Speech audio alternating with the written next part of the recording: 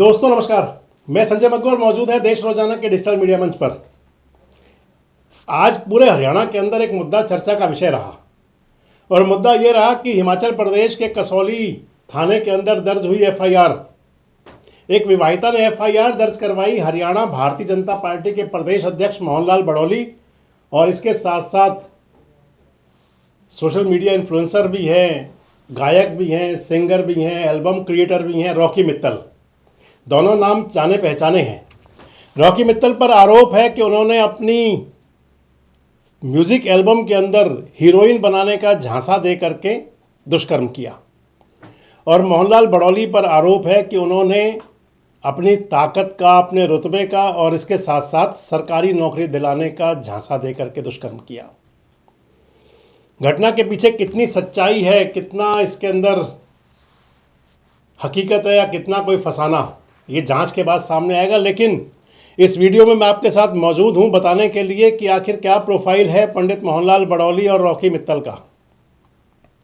अगर पहले बात करें तो मोहनलाल बड़ौली 61 वर्षीय नेता, भारतीय जनता पार्टी के आजकल प्रदेश अध्यक्ष, 2019 से 2024 तक राई के विधायक रहे थे। मोहनलाल बड़ौली राष्ट्रीय स्वयंसेवक संघ के कार्यकर्ता रहे हैं और राष्ट्रीय स्वयंसेवक संघ से चलते हुए फिर वो भारतीय जनता पार्टी में मेन स्ट्रीम में राजनीति के अंदर आए।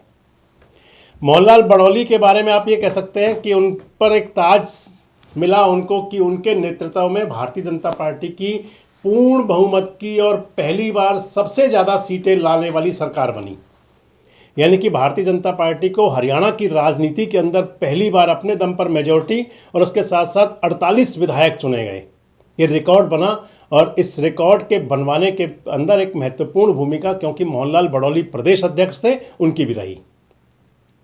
मोहनलाल बड़ौली हरियाणा का चुनाव होने के बाद लगातार सक्रिय हैं पूरे हरियाणा के अंदर। और आज जब ये बात चली सोशल मीडिया वेबसाइट्स पर और तमाम साइटों पर, जब ये खबर चल रही थी मोहनलाल बड़ौली पर रेप दर्ज का मामला दर्ज होने की, एफआईआर दर्ज होने की बात जब चल रही थी, उस समय भी वो कार्यकर्ताओं के साथ बैठक कर रहे थे और एकदम से बड़ा झटका लगा। तो मोहनलाल बड़ौली का एक बड़ा प्रोफाइल है, भारतीय जनता पार्टी के बड़े नेता हैं, लोकसभा का चुनाव भी लड़े थे। 2024 के लोकसभा चुनाव में उनको भारतीय जनता पार्टी ने सोनीपत लोकसभा से अपना कैंडिडेट बनाया था और सतपाल ब्रह्मचारी से थोड़े से वोटों से मोहनलाल बड़ौली चुनाव हार गए थे। इस चुनाव में यानी कि 2025 के विधानसभा चुनाव में मोहनलाल बड़ौली ने त्याग किया, पार्टी के लिए काम करने के लिए कहा कि अब की बार चुनाव नहीं लड़ेंगे। खुद चुनाव लड़े नहीं, पार्टी को चुनाव जितवाया। राज्यसभा का चुनाव जो भी हाल ही में हुआ, जिसमें रेखा शर्मा जी कैंडिडेट बनी और राज्यसभा की सदस्य निर्वाचित हुई निर्विरोध, बड़ी चर्चाएं थी कि उस चुनाव में भी मोहनलाल बड़ौली का नाम चला था और चर्चाएं थी कि मोहनलाल बड़ौली को टिकट मिल सकता है राज्यसभा का, लेकिन वो हुआ नहीं था।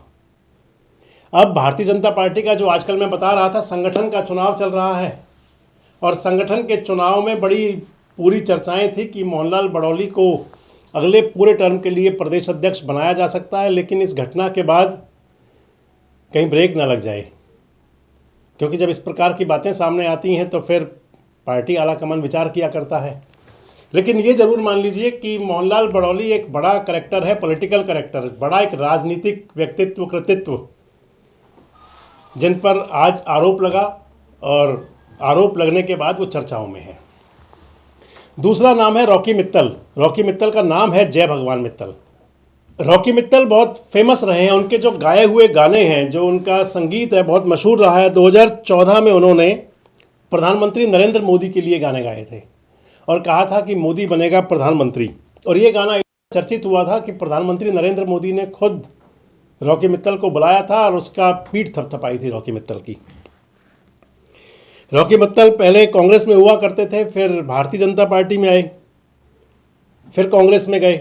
2015 में रॉकी मित्तल को बनाया गया था, जब हरियाणा के मुख्यमंत्री बने थे मनोहर लाल खट्टर। उस समय उनको पब्लिसिटी डिपार्टमेंट और सुधार सेल का चेयरमैन बनाया गया था।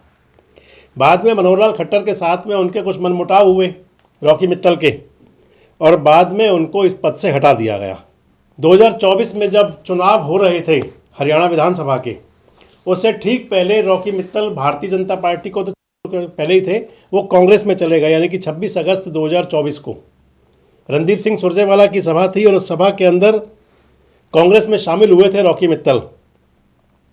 रॉकी मित्तल ने पूर्व मुख्यमंत्री भूपेंद्र सिंह हुड्डा के लिए भी विधानसभा चुनाव में गाने गाए कि हुड्डा आएगा मंत्री हुड्डा बनेंगे।